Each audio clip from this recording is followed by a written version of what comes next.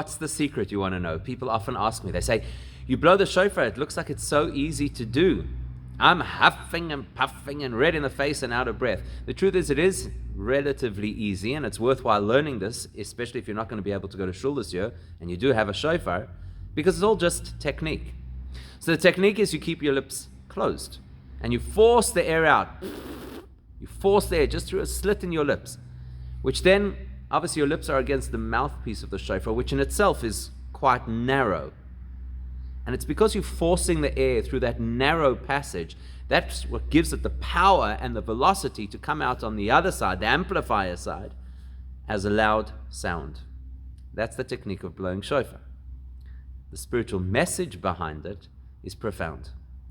In Tehillim, King David writes, Min ha-meitzar karasi ka, anani ba'merchav ka. I have called out to you, Hashem, from a situation that is tight, that is stressful, and you, Hashem, have answered me in a great open way where everything feels relieved and released. We say this verse just before we blow the shofar on Rosh Hashanah, because this is the verse of the shofar. Min ha-meitzar. I call out to Hashem from that which is narrow and tight and stressful, and Hashem answers from the merchav, from that which is broad and wide and open, which means two things. The first thing it means is that sometimes in life it feels like the walls are caving in on me. It feels like there is so much pressure, like things are so difficult, that I have no other option but to call to Hashem, because I feel I don't know how I could deal with this, and I don't know how I could overcome this, and it's just too much.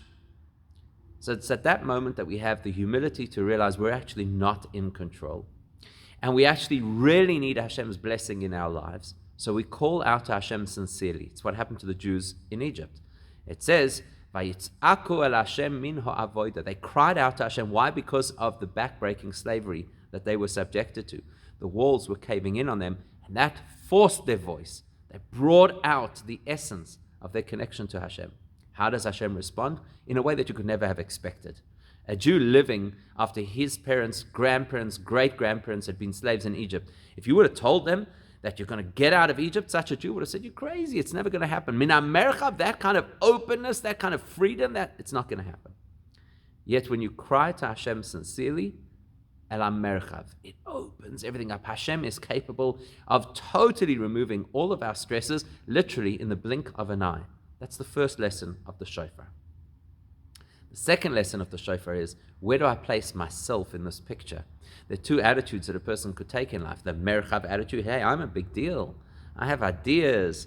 I have yichus. I have prestige. I'm a big person. I live with expectations. I need all of these things. I have to have a certain extravagance in order to be a human. Try blow the shofar from this side. Nothing comes out. When a person feels too self-assured, when a person has too much of their own ego, no sound comes out. No connection to Hashem happens. Min ha-meitzar, when we're willing to make ourselves small, humble, that opens up incredible channels of relationship and connection between us and Hashem, and as a direct result of incredible bracha from Hashem to us.